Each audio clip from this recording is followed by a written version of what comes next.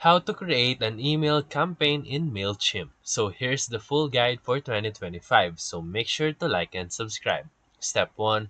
Go to MailChimp.com and log into your account. Step 2. Click the create and then click email and then click regular email campaign. Step 3. Choose your audience list. Add your recipients or upload new contacts. Step 4.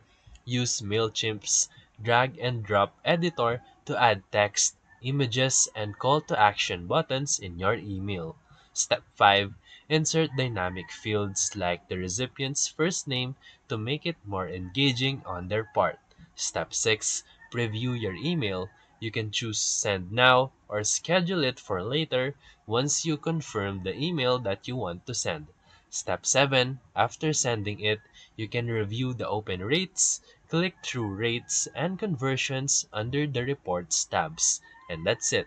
So if this video helped you, feel free to like and subscribe for more videos. Thank you for watching.